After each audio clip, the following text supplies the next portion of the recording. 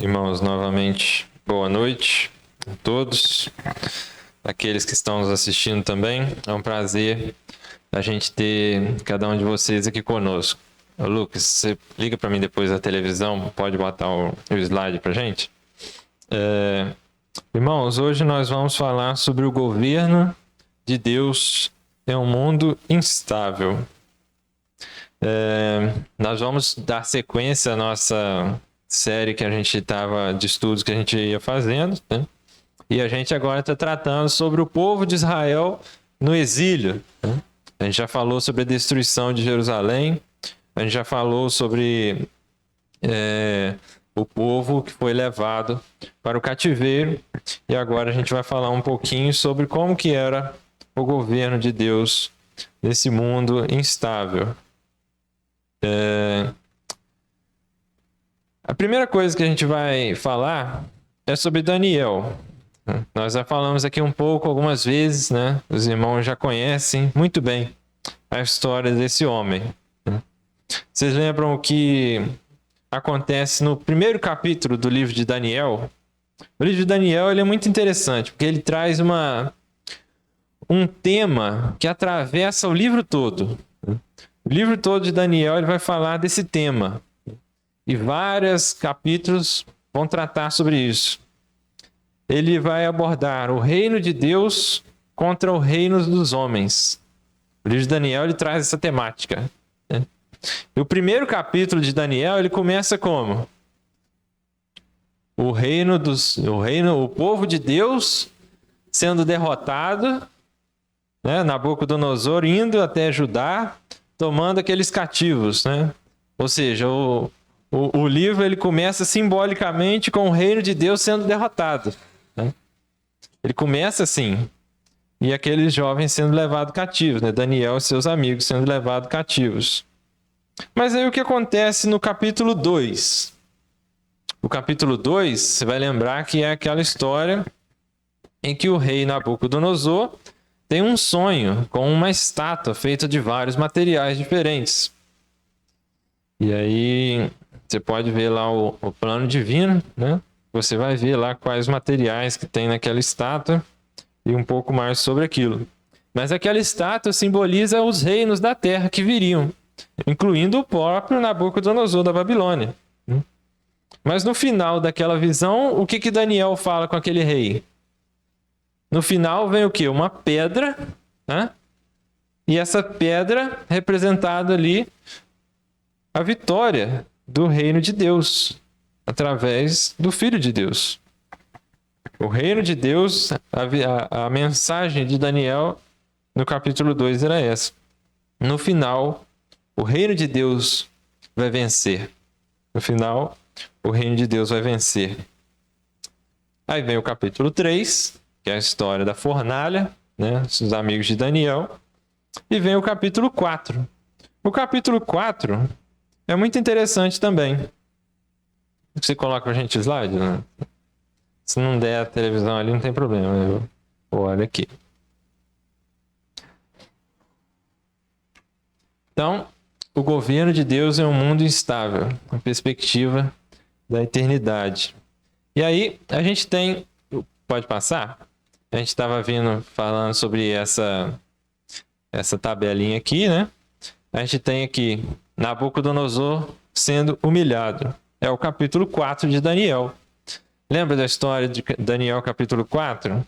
O rei Nabucodonosor, depois de se colocar ali como rei sobre todos os outros reis da terra que havia naquela região, ele pensou, poxa, olha o reino que eu construí, né? Olha todo esse palácio, todas essas coisas que eu construí com as minhas mãos, com o meu poder, com a minha autoridade, com a minha força. Mas ele tem uma visão. Ele tem também uma visão. E Daniel revela para ele que aquela visão significava que ele ia ser humilhado por Deus. Ele ia passar um tempo como se fosse um animal para aprender que não era dele a autoridade final, né? Para mostrar para ele que havia um reino mais poderoso do que o reino dele. É um capítulo em que o rei mais poderoso precisa reconhecer que há um outro rei ainda mais poderoso, né? Deus está mostrando para ele. Olha só Daniel capítulo 4, vamos ler lá, Daniel capítulo 4, versículos 1 a 3. Pode colocar na Nova Almeida.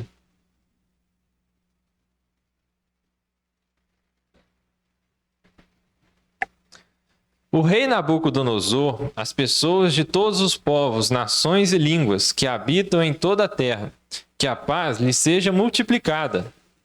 Pareceu-me bem tornar conhecidos os sinais e as maravilhas que Deus, o Altíssimo, tem feito para comigo. Como são grandes os seus sinais e como são poderosas as suas maravilhas. O seu reino é um reino eterno e o seu domínio se estende de geração em geração. E aí vem a sequência. Eu, Nabucodonosor, estava tranquilo em minha casa e feliz no meu palácio. E aí ele conta toda a história que aconteceu com ele. E aí lá no final, no versículo 34, ele vai falar o seguinte: mas ao fim daqueles dias, ao fim daquele período que ele ficou vivendo como um animal, eu, Nabucodonosor, levantei os olhos ao céu e recuperei o entendimento. Então eu bendisse o Altíssimo e louvei e glorifiquei aquele que vive para sempre. O seu domínio é eterno e o seu reino se estende de geração em geração. Todos os moradores da terra são considerados como nada, e o Altíssimo faz o que quer com o exército do céu e com os moradores da terra. Não há quem possa deter a sua mão, nem questionar o que ele faz. Nesse tempo, recuperei o entendimento, e para a dignidade do meu reino, recuperei também a minha majestade e o meu resplendor. Os meus conselheiros e os homens importantes vieram me procurar. Fui restabelecido no meu reino, e a minha grandeza se tornou ainda maior. Agora eu, Nabucodonosor, louvo, engrandeço e glorifico o Rei do céu, porque todas as suas obras são verdadeiras, e os seus caminhos são justos. Ele tem poder para humilhar os orgulhosos. Ele aprendeu bem a lição, né? Ele entendeu que o reino de Deus é maior do que qualquer reino aqui da terra, né? E o resto do livro de Daniel vai falar exatamente isso, né? Você vê ali dos capítulos 7 a 12, eles vão trazer também essa mensagem, né? Vai mostrando ali os outros reinos, da mesma forma que mostrou lá no capítulo 2, com aquela estátua, ele vai mostrar os animais, né? Ele vai mostrar todos aqueles combates entre os reinos humanos, mas no final quem que vence? Lá no capítulo 12, o reino de Deus. O reino de Deus ele vence no final. E aí a gente tem, né, Nabucodonosor, ele morre e vai se passar os outros reinos, né, os outros reis da Babilônia. Aqui tem algo muito interessante. Diz a Bíblia aqui que Evil-Merodach, né, se tornou rei da Babilônia. E diz a Bíblia que esse Evil-Merodach, ali no finalzinho lá do livro de Reis, você vai ver esse detalhe, né? Se você não prestar atenção, vai passar batido. Mas diz que Evil-Merodach, ele vai libertar o rei Joaquim da prisão. Quem é esse Joaquim? Esse rei Joaquim, que estava na prisão da Babilônia. Ele foi foi o único rei que se rendeu para a Babilônia e foi levado cativo, né? Ele falou: vocês posso entregar porque ele ouviu a mensagem, entendeu e se entregou. Os outros reis revelaram, falaram que ele estava doido, Deus ia dar vitória, da vitória. E descendente de quem que é esse rei? Se for olhar lá no livro de Mateus, você vai ver lá o quê? Esse Joaquim era da linhagem de Jesus. Tá lá o nome dele. Ele veio dele, foi dele que veio Zorobabel, né, que a gente vai aparecer ali bastante depois do exílio, e Jesus. É da linhagem dele que vem Jesus. Então a gente vê algo muito interessante aqui. Deus já estava trabalhando, né? Deus já estava trabalhando na história, né? ele não perdeu o controle quando o Israel foi destruído, né? Como muitos judeus poderiam ter pensado naquela época, né? Deus perdeu o controle, Deus não tinha mais poder para livrar o povo, né? Mas aqui, no livro de Daniel, ele vai mostrar isso, né? O Senhor, ele está no controle e ele tem a última palavra, ele tem a autoridade ainda. Pode passar, Lucas? Vivemos em um estado de tensão contínua, né? Ainda mais se a gente for pensar hoje, né? Tem guerra para tudo quanto é lado, né? No Oriente Médio, preço subindo das coisas sem parar. Sempre uma polarização política nova, uma polêmica nova que aparece para gente. Ainda mais esse ano que é ano de eleição, né? Geralmente, polarização é gente brigando com os outros por causa de política. Polarizações cada vez mais fortes. A gente tem a sensação de que as coisas podem desmoronar da noite para o dia, né? Cada eleição, cada decisão de governo, cada crise parece carregar o peso, definir o rumo das nossas vidas. Às vezes parece assim, né? Às vezes parece que as coisas estão muito pesadas para serem decididas, para serem carregadas. Pode passar, Lu? Em meio a tudo isso, então, quem realmente está no controle, né? Essa é a pergunta que o povo de Deus já fez, né? Diante de impérios muito maiores e mais assustadores que os nossos, né? Diante de poderes muito maiores do que a gente vê, eles fizeram essa pergunta também, e é isso que a gente vai falar nessa noite. Pode passar? Então, como eu falei aqui, Nabucodonosor, o homem mais poderoso do mundo antigo, ele tinha esse grande poder, mas o maior rei da terra precisou reconhecer que existe um rei acima dele, né? Existe um rei acima dele. Pode passar, Lucas. A natureza, né? Esses dois reinos que a gente vê aqui no livro de Daniel sempre em tensão, né? O reino dos homens, ele é frágil, ele é temporário. A gente vê que ele troca. Uma hora é ouro, outra hora é prata, outra hora é ferro. Vem um e toma o poder. O livro de Daniel ele fala sobre isso, né? Eram os babilônios, viraram os persas, depois os gregos, os romanos e vem outros impérios. Mas o reino de Deus ele é eterno, ele é inabalável. Não foi isso que Nabucodonosor falou lá? É um reino eterno. O reino dos homens é movido pelo orgulho e pelo poder militar. Foi isso que levou Nabucodonosor a se exaltar, né? Ele olhou para os palácios e, com certeza, o que ele viu ia deixar qualquer um aqui também com orgulho, né? Não sei se você já ouviu falar dos jardins suspensos da Babilônia, né? Mas era lá na época dele que aquilo existia.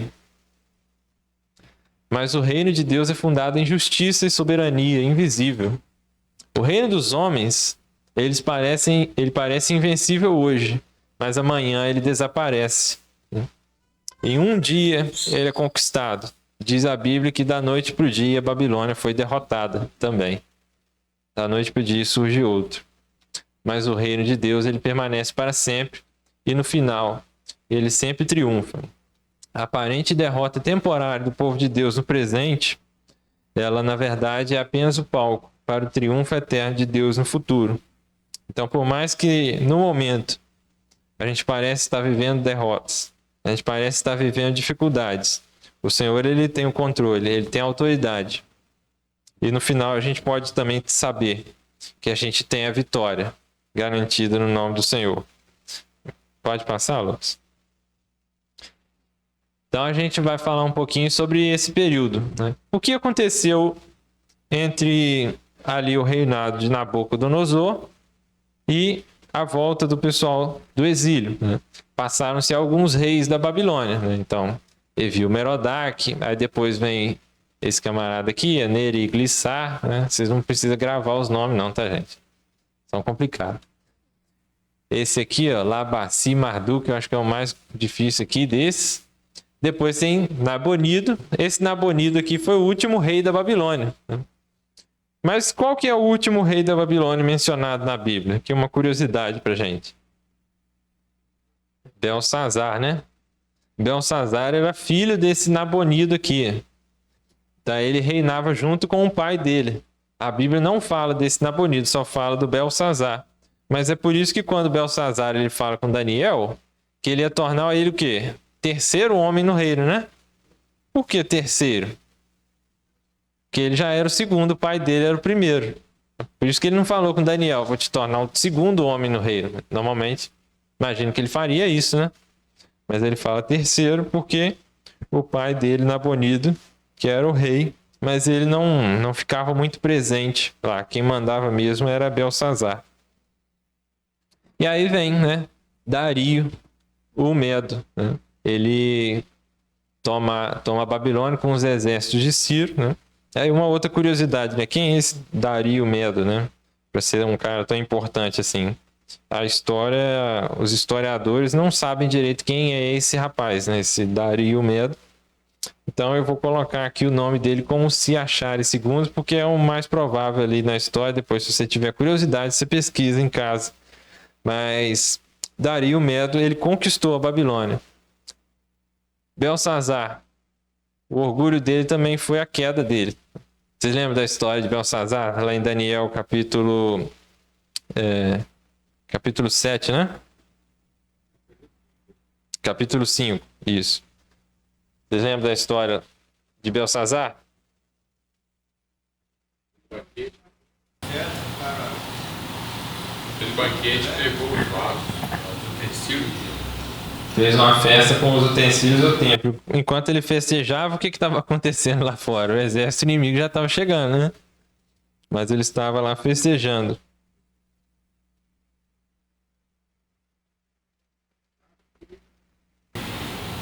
Desviaram o rei, passavam por baixo da muralha. Veio uma visão, né, daquela mão que aparece escrevendo na parede. E Daniel fala com ele que foi o orgulho dele, que foi a queda dele. Parece que ele não aprendeu nada com os que vieram antes, né, com Nabucodonosor, que tinha exaltado Deus. E aí diz o texto que naquela mesma noite que eles estavam festejando, a Babilônia também caiu, né? Lembra, o reino dos homens, ele passa, ele é temporário. O poder que uma hora é grande, outra hora não vale mais nada. Pode passar, Lucas? E aí a gente tem o fim do cativeiro, né? Que é depois desse Dario, o Medo. A gente tem ali algumas visões de Daniel, lá no capítulo 9, tem o capítulo 6, na Cova dos Leões, né? A gente tem depois o Ciro. Esse Ciro é quem vai dar o decreto para o povo voltar do cativeiro, né? E é muito interessante. Vamos ler lá Esdras, capítulo 1, versículos 1 a 4. Porque a figura desse Ciro é bem interessante. Olha só o que Esdras, capítulo 1, versículos 1 a 4 vai dizer. No primeiro ano do reinado de Ciro, rei da Pérsia, então, Babilônia, veio Dario Medo, e aí depois desse Dario veio Ciro, sendo que Dario era já um aliado de Ciro, né?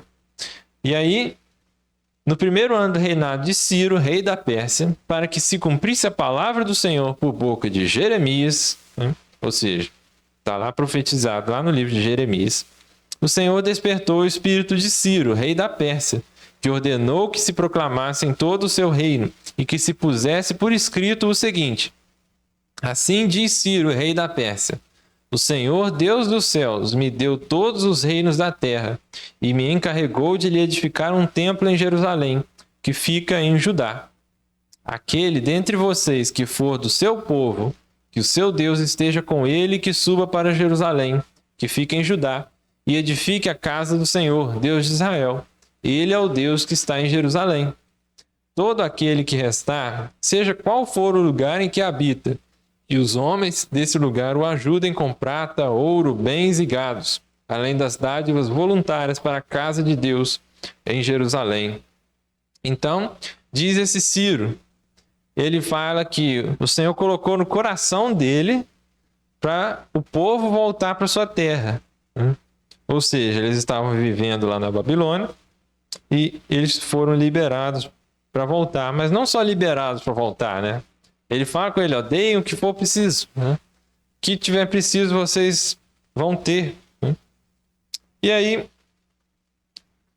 tem uma passagem muito interessante lá em Isaías que vai falar desse mesmo Ciro. E aí eu quero lembrar para você que Isaías foi escrito centenas de anos antes disso aqui acontecer. Mas está lá, Isaías capítulo 44, a partir do versículo 28. Olha só. Oi? É a partir do capítulo 44, versículo 28. Eu digo a respeito de Ciro, ele é meu pastor e cumprirá tudo o que me agrada. Digo também de Jerusalém, será edificada, e do templo seus alicerces serão lançados. Assim diz o Senhor a seu ungido, a Ciro, a quem tomo pela mão direita. Presta atenção no que ele vai falar aqui de Ciro. A quem tomo pela mão direita, para submeter as nações diante dele, para desarmar os reis e para abrir diante dele os portões, que não se fecharão. Eu irei adiante de você, endireitarei os caminhos tortuosos, quebrarei os portões de bronze e despedaçarei as trancas de ferro. Darei a você os tesouros escondidos e as riquezas encobertas, para que você saiba que eu sou o Senhor, o Deus de Israel, que o chama pelo seu nome. Por amor do meu servo Jacó e de Israel, meu escolhido, eu o chamei pelo seu nome e lhe dei um título de honra, mesmo que você não me conheça. Eu sou o Senhor, e não há outro. Além de mim não há Deus. Eu o cingirei, mesmo que você não me conheça. Ele falando aqui de Ciro. Então, Ciro, mesmo que você não me conheça, você não saiba quem eu sou, você vai estar fazendo a minha vontade. E pode passar para o slide. Então, a história era Deus quem estava escrevendo. Quando ele fala com Ciro, Ciro, você vai fazer isso centenas de anos antes, é porque Deus já tinha escrito a história. É porque ele estava no controle da situação. Mudanças de poder parecem definitivas para nós, mas são apenas pequenos capítulos na história soberana de Deus. Ano passado a gente estava trazendo algumas lições nesse sentido, falando sobre a soberania de Deus. Como é importante, a gente reconhecer isso. E essas lições é que elas trazem para a gente isso, mostrando como que o Senhor ele não perde o controle da situação. Pode passar. O que é isso aqui? Parece uma pedra meio riscada. Isso aqui é o que os historiadores conhecem como o cilindro de Ciro. É um cilindro de pedra que hoje está lá no Museu Britânico, lá no Reino Unido, que ele foi encontrado aí há algumas centenas de anos. E ele conta um pouco da história de Ciro, principalmente a história de Ciro. E ele vai falar ali de várias coisas, sobre o reinado dele, daquele homem. Mas eu trouxe ali alguns trechos do que vem escrito ali, os historiadores conseguiram traduzir aquilo ali. E eu trouxe alguns trechos, porque esses trechos são muito interessantes, porque foram escritos pelo próprio Ciro, ou pelos os seus cronistas. Mas é interessante porque ele mostra pra gente o que aquele homem pensava dele mesmo. E aqui, se você prestou atenção no que a gente leu lá em Isaías, vai parecer até algo parecido. Olha só. Ele buscou, aqui está falando sobre, Ciro está falando do Deus dele. Ele tinha o nome do Deus dele, que é os deuses lá daquela região, da Babilônia, de Marduk, é aquele deus. Ele está falando. Ele aqui seria o Deus de Ciro, o Deus da Babilônia. Ele buscou por toda parte e tomou pela mão um rei justo, seu escolhido. Chamou-o pelo nome, Ciro, rei de Ansã. Declarou seu nome como rei de todo mundo. Parece alguma coisa parecida com o que Isaías falou? Tomou pela mão, né? Parece. Chamou-o pelo nome. Ordenou que ele fosse sua cidade, Babilônia, e como um companheiro e amigo caminhou ao seu lado. Ele está falando aqui que o Deus dele caminhou ao lado dele. Ele o fez entrar em Babilônia sem combate ou batalha. Poupou Babilônia do sofrimento. Abriu as portas. Acabou com os inimigos. Aliviei seu cansaço e os libertei de seu serviço. Não fala que ele ia ser um libertador? Lá em Isaías. Eu sou Ciro, rei do mundo, grande rei, rei da Babilônia, rei da Suméria e de Acade, rei das 4 regiões. Não diz lá que ele ia colocar ele sobre os outros? Eu devolvi as imagens dos deuses aos seus lugares e reuni seus habitantes e os restituí às suas moradias. É Ciro falando dele mesmo, do que ele fez. E aqui eu acho muito interessante, porque Isaías diz o seguinte: mesmo que você não me conheça, você vai fazer essas coisas. E eu entendo com isso aqui, que Ciro... Verso 7, eu nunca vi ninguém falar sobre ele, mas eu acho muito interessante. Porque ali Deus vai falar com ele tudo que ele faz. Eu li até o 5, mas o texto ele continua, é bem interessante também. Então o Senhor está falando com ele aqui: mesmo que você não conheça, você vai fazer a minha vontade. Eu vejo nisso aqui que Ciro, ele estava com o Senhor do lado dele e ele não sabia que era Deus. Ele achava que eram os outros deuses da sua região, mas era o Senhor que estava com ele. Aqueles que não conhecem o Senhor também são usados por Deus. Já pensou nisso? O Senhor falou com ele: vou tomar pela mão, vou te chamar pelo nome, vou te estabelecer como rei, você vai ser um restaurador. Ele fez isso tudo e não sabia que era o Senhor que estava do lado dele. E também, os poderes aqui na terra, eles também são usados por Deus, mesmo por aqueles que não conhecem o Senhor. Você já parou para pensar nisso? Nessa possibilidade? Então, nós falamos sobre a soberania de Deus. Vamos passar o slide. Há paradoxo, então. Deus usa até quem não o conhece. Ele chamou Ciro pelo nome, prometeu abrir as portas. A lógica humana diz que Deus age apenas dentro da igreja, apenas por meio de nós. Mas ele também age. Ele governa toda a geopolítica. Você pode achar que Deus não está agindo por meio daqueles homens que ficam mandando bomba lá nos outros lá. Mas ele também está agindo. De uma forma ou de outra. Mesmo que a gente não entenda. É o Senhor agindo. É Ele levando a história justamente para onde Ele quer. Pode passar, Lu. Existe o visível e existe o invisível. Isso aqui é outra coisa muito interessante. Tem um capítulo lá no livro de Daniel, o capítulo 10.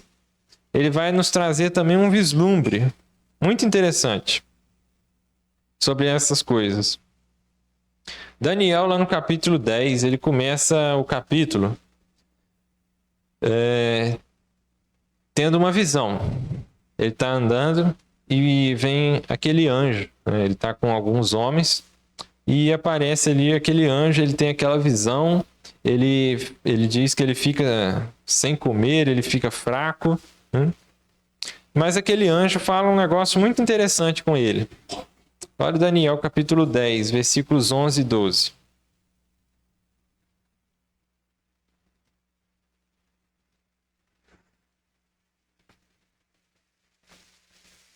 Nós vimos comentando aqui, né? O Jorge fez um estudo há pouco tempo atrás sobre a armadura de Deus. E a armadura de Deus, ela serve para quê? Para lutar, que tipo de luta? Lutar contra as coisas espirituais, né? O Paulo ele vai falar isso. A nossa luta não é contra a carne. Então a armadura espiritual é contra coisas espirituais. E olha só o que Daniel vai dizer aqui. Ele, ou seja, o anjo, me disse: Daniel, homem muito amado, esteja atento às palavras que vou lhe dizer. Fique em pé, porque eu fui enviado para falar com você. Enquanto ele falava comigo, eu me pus em pé tremendo. Então ele me disse: Não tenha medo, Daniel, porque as suas palavras foram ouvidas desde o primeiro dia em que você dispôs o coração a compreender e a se humilhar na presença do seu Deus. Foi por causa dessas suas palavras que eu vim. O anjo está falando com ele: Daniel, eu vim por causa da sua oração, por causa das suas palavras é que eu vim. Agora, o que esse anjo precisou enfrentar para chegar até Daniel? Ele conta isso também para Daniel. Ele diz que ele ficou 21 dias atrasado, né? Digamos assim. Diz o anjo que ele ficou 21 dias guerreando contra o príncipe da Pérsia, que estava atrasando ele. E então vem o arcanjo Miguel e ajuda aquele anjo a chegar até Daniel. Talvez isso seja um negócio difícil de entender, e realmente o capítulo 10 de Daniel é muito difícil de entender o que esse anjo está querendo dizer aqui. Mas eu penso o seguinte: a oração de Daniel, ela moveu ali as forças espirituais que estavam por trás daqueles reinos, né? Aquele anjo ele veio combatendo contra o príncipe ali da Pérsia, que alguns vão dizer que é um demônio, um ser espiritual maligno que trabalhava naquela região. E a oração de Daniel moveu as forças espirituais que estavam por trás das forças terrenas.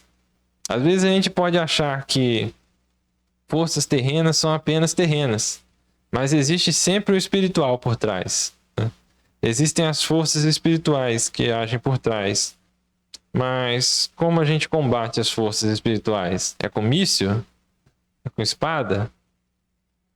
É com a oração. A oração de Daniel moveu tudo aquilo. A oração de Daniel trouxe um anjo e fez uma arruaça ali na Pérsia, ali, que o cara teve que sair um outro anjo para ajudar ele. A nossa oração, ela move o espiritual também. Nossa luta não é contra as autoridades da terra, mas contra as hostes espirituais, né? As potestades demoníacas, os poderes demoníacos. Então existe um invisível, uma realidade espiritual operando.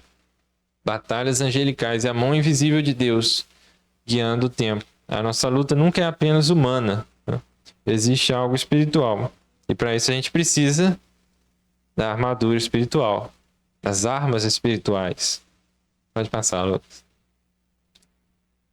Os impérios, eles dizem: nós vencemos, nós governamos, mas Deus, ele diz: fui eu que levantei, fui eu que conduzi.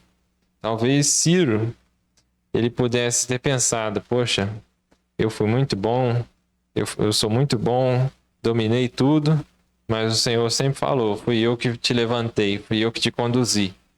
Deus não precisa ser reconhecido.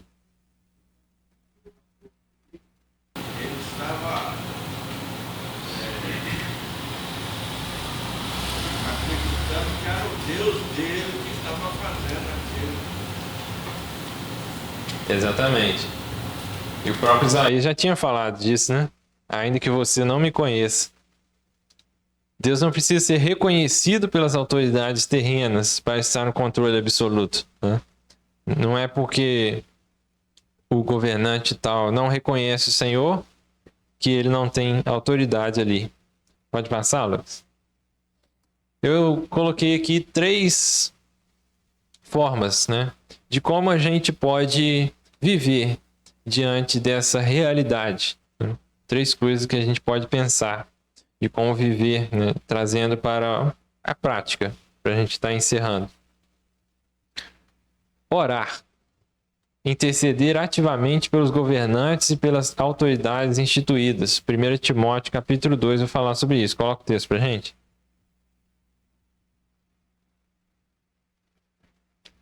Antes de tudo, peço que se façam súplicas, orações, intercessões e ações de graças em favor de todas as pessoas. Orem em favor dos reis e de todos os que exercem autoridade, para que vivamos vida mansa e tranquila, com toda piedade e respeito. Será que é isso que a gente tem buscado? Será que a gente tem orado pelos governantes, pelas autoridades, para que a gente tenha uma vida tranquila? Ou será que a gente tem orado para o outro se lascar? Geralmente é assim, né? Nós queremos. Será que a gente tem orado para ele se converter? Para ele dar um testemunho de conversão? Será que a gente tem orado por isso?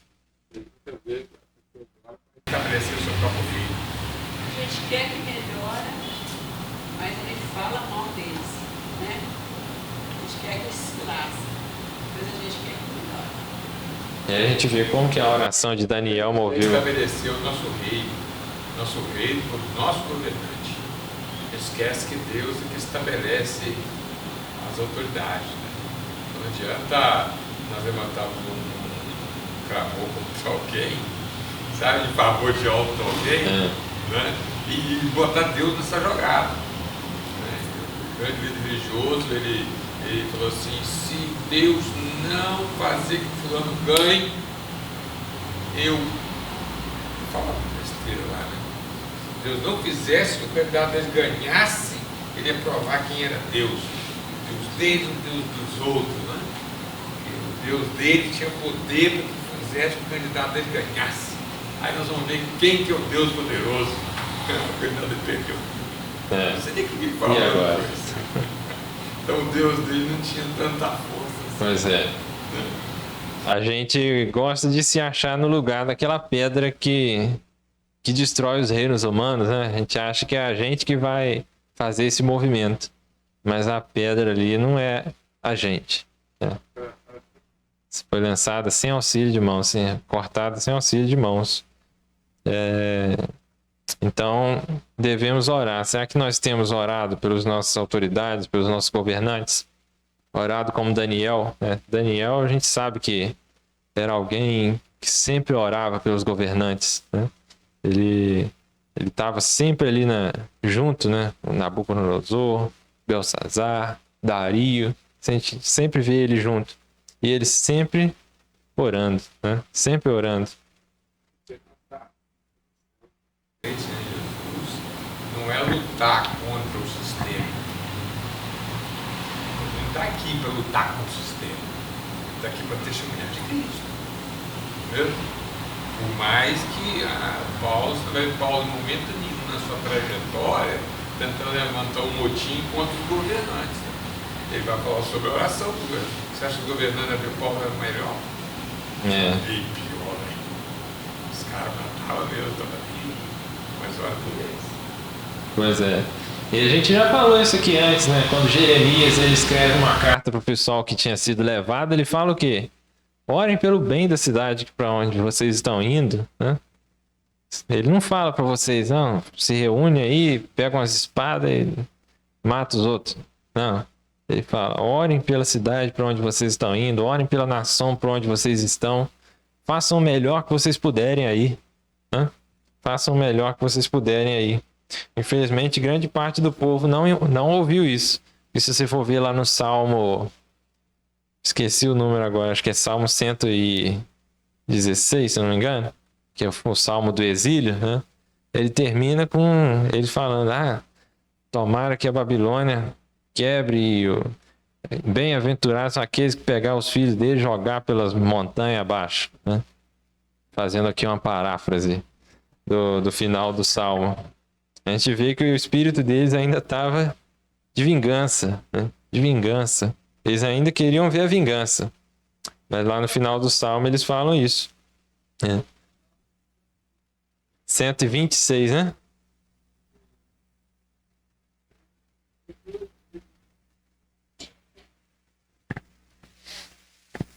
Então, 137, né? É isso aí. Lá no final. Ele termina assim, ó. Filha da Babilônia, você que será destruída, feliz aquele que lhe retribuir o mal que você nos fez, né? Feliz aquele que pegar os seus filhos e esmagá-los contra a pedra. Não me parece muito o recado que Jeremias falou para eles, né? Mas... 29 vai dizer essas palavras que você lembrou. Assim diz o Senhor dos Exércitos, o Deus de Israel, a todos que forem transportados, eu fiz transportar de Jerusalém para a Babilônia.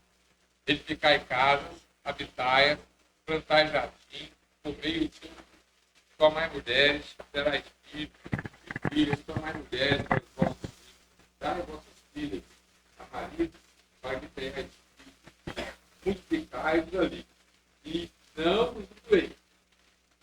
Procurai a paz da cidade, para onde vos quiser transportar. Orai por ela ao Senhor, porque na sua paz vos tereis paz, porque assim diz o Senhor dos Exércitos, o Deus de Israel. É isso aí. Buscar a paz onde eles estavam. Não querer lutar. Isso é até parte do segundo pilar aqui que a gente vê. Reconhecer. Compreender que toda autoridade terrena, no fim das contas, provém da permissão dele. Olha Romanos 13, 1. Que todos estejam sujeitos às autoridades superiores. Porque não há autoridade que não proceda de Deus. E as autoridades que existem foram por ele instituídas. João, capítulo 19, versículos 10 e 11. O Senhor Jesus falando com Pilatos. Então Pilatos o advertiu: você não me responde? Não sabe que eu tenho autoridade tanto para soltar você como para crucificá-lo? E Jesus respondeu: o Senhor não teria nenhuma autoridade sobre mim se de cima não lhe fosse dada. Por isso quem me entregou ao Senhor tem maior pecado. Toda autoridade vem de Deus, né? Então, reconhecer que isso é real, que toda autoridade vem do Senhor, vai nos ajudar a pensar como o irmão Ratui falou, né? Como Jeremias tinha falado. Não buscando a rebelião, né? Mas buscando a paz com eles. 6 ele diz, né? Quando o Senhor trouxe os cativeiros que voltaram a Sião, então estava como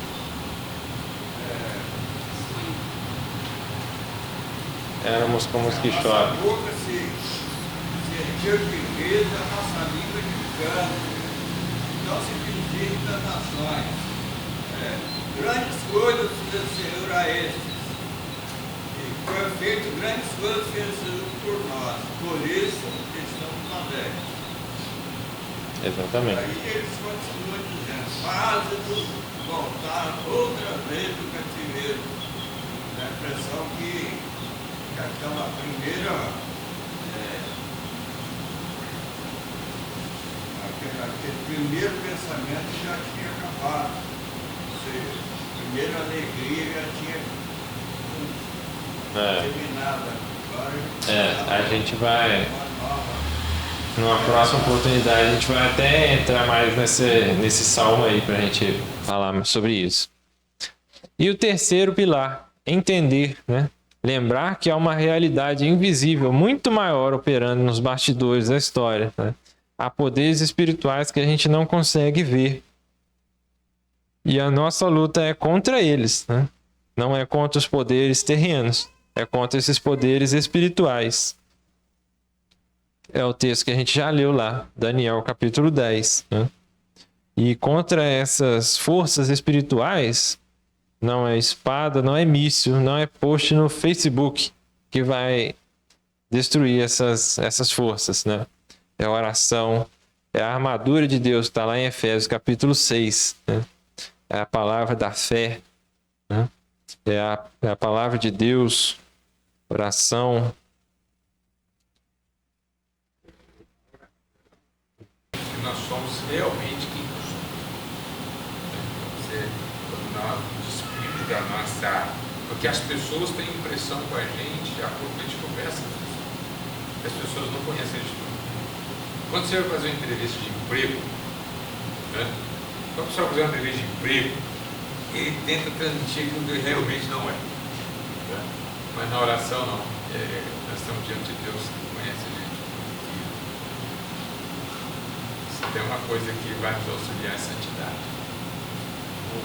Santidade vai fazer com que nós possamos vertir essa arma. Santidade vai nos conduzir a oração, nos conduzir a várias ações. Exatamente. Pode passar. Então, aí eu quero mudar talvez um pouco o foco, né? Porque diante dessa verdade eterna, a pergunta fundamental, ela muda de foco. Não é mais quem está no controle do mundo.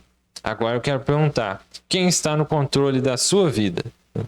Porque às vezes a gente pode pensar muito nas questões grandiosas e esquecer quem está no controle da sua vida. Porque há um grande perigo espiritual. A gente pode entender isso tudo que eu falei. A gente pode crer que realmente Deus governa a história, que Deus governa o mundo, mas agir como se Ele não governasse a nossa vida. Entendeu o que eu falei? Vou repetir de novo. Às vezes a gente pode crer, pode reconhecer que Deus é autoridade no mundo, mas viver como se Ele não fosse autoridade na nossa vida. Às vezes a gente pode continuar tentando governar a própria vida sozinho, né? Esse é um perigo que a gente pode cair. Às vezes... Ele estivesse nos guiando, não nós. Exatamente. Será que nós vivemos como se Deus fosse soberano? Às vezes a gente entende isso. A gente sabe que Deus é soberano. Mas será que a gente vive essa verdade na nossa vida? Será que a gente deixa Ele tomar, né, o volante e levar a gente para onde Ele quiser? Será que a gente deixa Ele no controle das nossas decisões? Será que a gente continua se preocupando sem motivo com o futuro, com as coisas que ainda não aconteceram, ao invés de deixar o Senhor lidar com a situação? Pode passar, Lucas. Você tem se sentido ansioso com o amanhã, preocupado com o cenário ao seu redor, exausto por tentar gerenciar o incontrolável, né? Forças muito maiores que você tem tentado controlar. Você não foi chamado para controlar o mundo. Você foi chamado para confiar em quem o controla, né? Você tem com você quem controla o mundo. Você não precisa controlar o mundo. Você não precisa controlar a sua vida, né? Às vezes a gente passa muito tempo tentando controlar a nossa vida. Mas se você vai lembrar do que a gente falou sobre Eclesiastes, né? Isso é correr atrás do vento. É tentar pegar a fumaça na mão. Você não vai conseguir controlar. O Senhor, Ele controla. E isso para nós tem que ser suficiente, né? Entregue o controle. Descanse no governo dele, na história, nos impérios e no seu coração.